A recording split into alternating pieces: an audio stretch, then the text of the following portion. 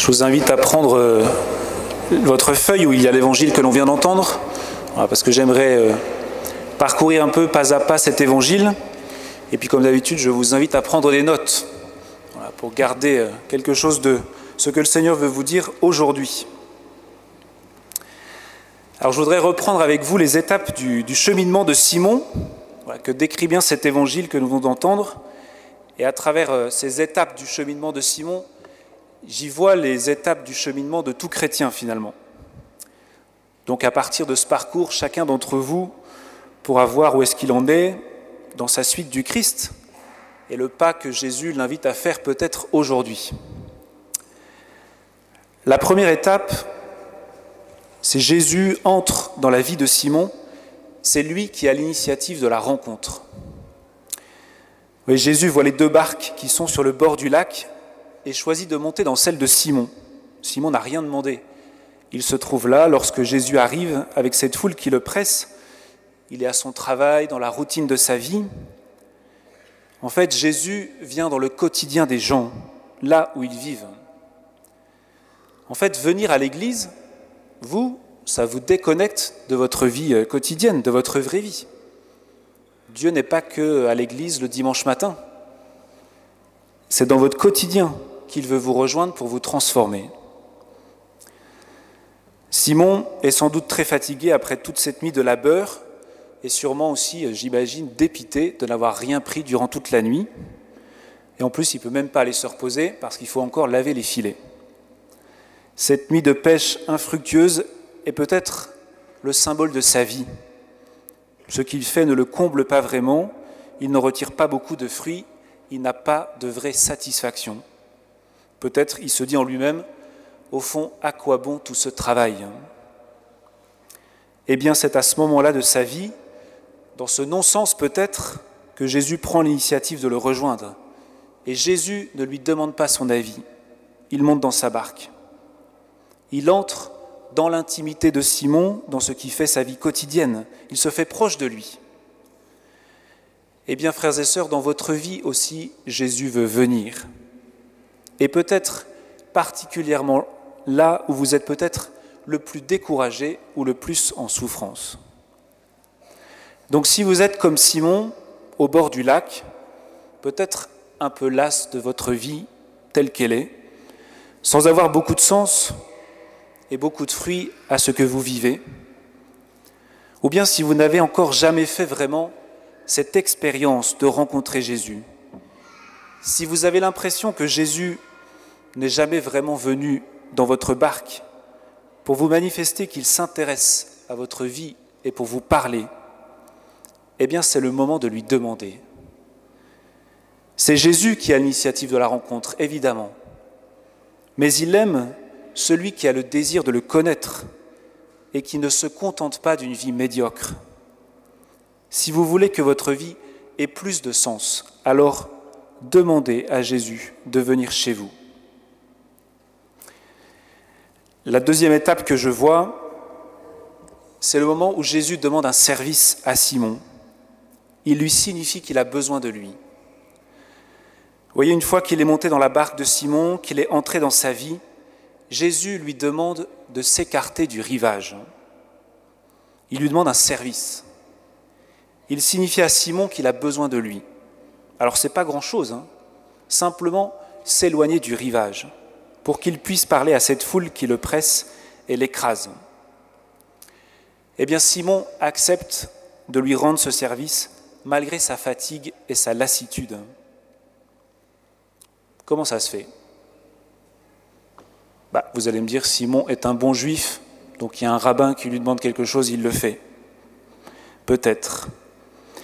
Mais j'imagine aussi qu'il a été touché par le regard que Jésus a posé sur lui et par la demande qu'il lui a faite. Il a senti que Jésus n'était pas indifférent à lui, qu'il comptait pour lui et qu'il pouvait lui être utile. Vous voyez, sa vie, qui est symbolisée par cette barque, pouvait être utile à Jésus. Alors Simon accepte de lui rendre service. Eh bien vous aussi, frères et sœurs, vous comptez pour Jésus. Et il a besoin de vous, dans votre quotidien, pour remplir sa mission. Donc, frères et sœurs, si Jésus est déjà venu à votre rencontre, et s'il vous a montré qu'il a besoin de vous, vous a demandé de vous donner, mais peut-être vous vous rendez compte que vous ne faites pas grand-chose pour lui, peut-être vous vous contentez d'aller à la messe le dimanche, peut-être un peu en consommateur, je ne sais pas, eh bien c'est peut-être le moment de servir. Le service, c'est la porte qui fait passer du consommateur au donateur. Si vous servez Jésus, alors vous serez plus près de lui et vous entendrez mieux sa parole, comme Simon dans sa barque.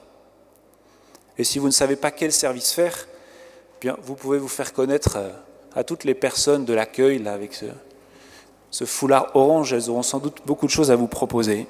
Voilà. Comme le dit Jésus, la moisson est abondante, mais les ouvriers sont peu nombreux. La troisième étape, Jésus parle au cœur de Simon. Vous voyez, une fois à distance du rivage, Jésus s'assoit et enseigne la foule. Et du coup, Simon, qui est avec Jésus dans la barque, reçoit peut-être malgré lui l'enseignement de Jésus. Jésus s'est approché de lui, il est entré dans sa vie, et la première chose qu'il fait, c'est de lui parler. Certes indirectement parce qu'il parle à la foule, mais en fait, Jésus commence par lui parler. Simon en prend plein les oreilles, même s'il n'avait pas prévu ça, alors il aurait bien aimé aller se coucher. L'Évangile ne dit pas ce qui se passe à ce moment-là dans le cœur de Simon. Mais vu ce qui arrive ensuite, Simon est sans doute touché par les paroles du Maître. Et peut-être que comme la foule à ce moment-là, il a le désir d'entendre la parole de Dieu. Et ce désir est en train de grandir dans son cœur. Son cœur est sûrement tout brûlant pendant que Jésus parle. À vous aussi, frères et sœurs, Jésus veut parler. Il a une parole pour chacun de vous par rapport à ce que vous êtes aujourd'hui. Alors si vous avez l'impression que Jésus ne vous dit rien de particulier, ou si vous ne savez pas trop ce qu'il attend de vous, eh bien laissez-le vous enseigner. Nourrissez-vous de sa présence dans votre barque et prenez du temps dans la prière pour écouter ce qu'il a à vous dire. Lisez la Bible, lisez des vies de saints, lisez je ne sais quoi, mais prenez le temps d'écouter le Maître. La quatrième étape, Jésus donne un ordre à Simon et suscite sa foi. Quand il a fini de parler, Jésus dit à Simon, « Avance au large et jetez vos filets pour la pêche. » En fait, cet ordre de Jésus est fou. Il faut bien réaliser ça. C'est complètement fou. Et Simon lui fait remarquer, « Maître, nous avons peiné toute la nuit sans rien prendre. » Qu'est-ce que ce rabbin, il connaît à la pêche? Rien du tout. Ces hommes ont jeté les filets toute la nuit. Ils n'ont rien pris. Et voilà que Jésus demande à Simon de repartir en mer, de jeter à nouveau les filets et en plus en pleine journée. À vue humaine, c'est complètement insensé. Et pourtant, Simon fait cette réponse magnifique à l'ordre de Jésus. « Maître, nous avons peiné toute la nuit sans rien prendre, mais sur ta parole, je vais jeter les filets. »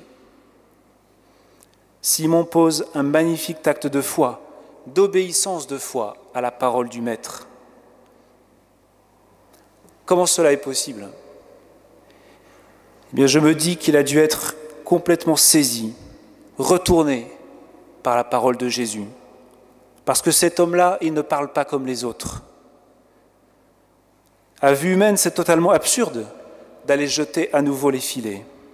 Et pourtant, Simon met toute sa confiance dans cette demande que Jésus lui a faite. « Sur ta parole, je vais jeter les filets. » Et en même temps, frères et sœurs, Jésus ne lui demande pas un truc de dingue.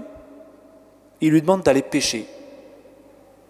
Jésus se sert donc de ce que Simon sait faire, mais pour le conduire plus loin, pour lui montrer un autre sens que peut avoir sa vie. Et bien de même, Jésus a un appel particulier sur chacun de vous. Il ne vous demande pas de faire des choses totalement étrangères à ce que vous êtes.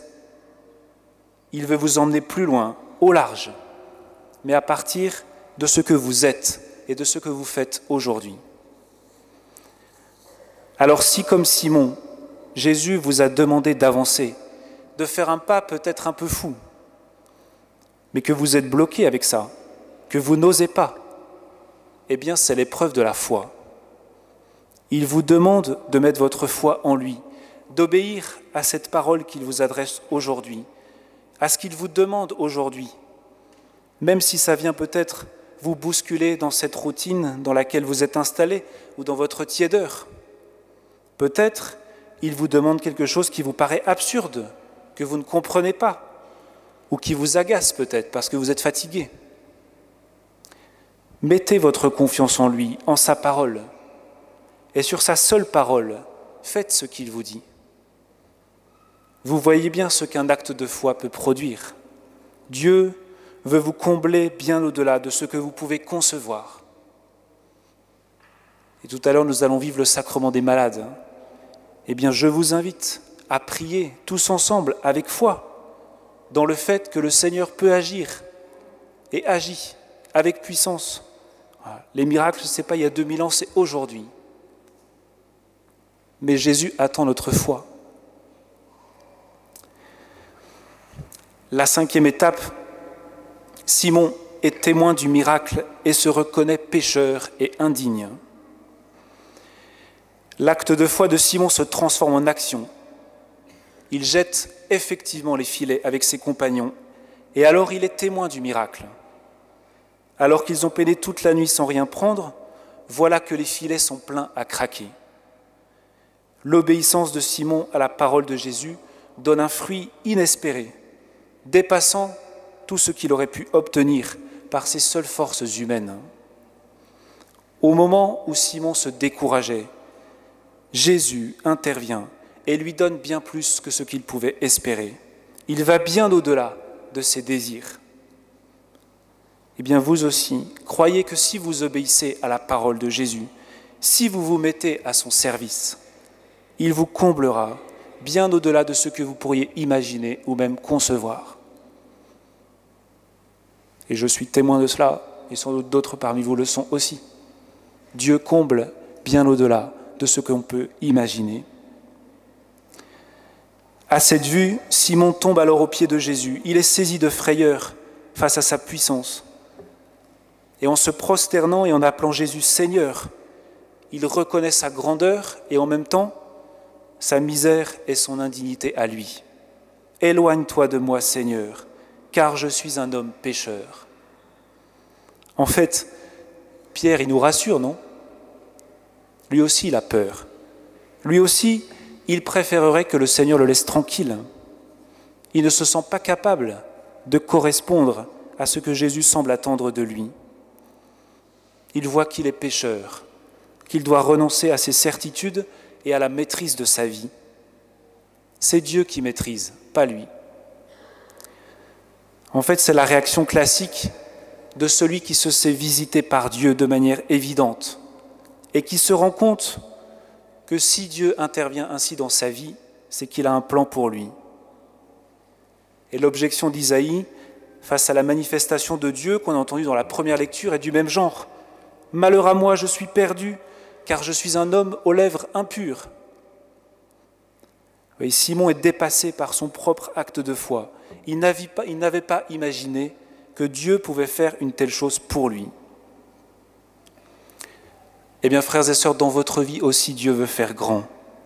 Il veut vous faire aller plus loin, en acceptant de sortir du champ d'action où c'est vous qui maîtrisez. Il vous demande d'accepter que ce soit lui qui agisse. 6e étape, Jésus rassure Simon et lui annonce le plan qu'il a pour lui. Sois sans crainte. C'est la parole essentielle de Jésus à celui qui prend peur face au bouleversement que Dieu pourrait entraîner dans sa vie. Mais au fond, Jésus vient de lui donner ce qu'il a peiné à obtenir toute la nuit. Alors pourquoi avoir peur ? Jésus lui a donné ce qu'il recherchait, des poissons. Il lui a montré sa puissance et l'efficacité de son action. Il peut lui faire confiance. Et il lui annonce le plan qu'il a désormais sur lui, Désormais, il prendra des hommes. On voit bien que l'appel de Jésus s'appuie sur ce que Simon sait faire, sur ses talents, et donc, sans doute, sur ce qui le motive dans la vie. Il va passer de pêcheur de poissons à pêcheur d'hommes. Il s'agit toujours de pécher. Les dons que Dieu fait à Simon, il veut les utiliser pour la réalisation de son plan à lui. Et c'est seulement ainsi que Simon trouvera un sens à sa vie et récoltera le fruit qu'il attend. Alors, frères et sœurs, devant les merveilles que Dieu fait dans vos vies peut-être, ou face à ce qu'il vous demande aujourd'hui, alors que vous vous sentez incapable, vous mettez peut-être de la distance entre vous et lui. Mais Jésus vous donne une mission bien plus grande que ce que vous vous donneriez à vous-même à cause du regard négatif que vous portez sur vous. Jésus, par la mission qu'il vous confie, vous donne sa confiance et vous permet de changer le regard que vous portez sur vous-même. Il veut utiliser vos talents pour faire des merveilles et pour vous faire porter du fruit. Et enfin, 7e étape, Simon laisse ce qui faisait sa vie et suit Jésus. Simon choisit de faire confiance et de tout miser sur le plan que Jésus vient de lui révéler. Il accepte d'aller plus loin. Il aurait pu s'attacher à sa barque, vu le miracle qui vient de se produire, la quantité de poissons pêchés. Il aurait pu vouloir continuer en espérant que ça recommence, plein de poissons, et puis faire du business. Non, il ne s'attache pas au miracle, mais il se laisse conduire par le Seigneur là où il le veut. Il quitte tout. Il laisse ce qui faisait sa vie, sa barque, son travail, qui ne le comblait pas vraiment, et il suit le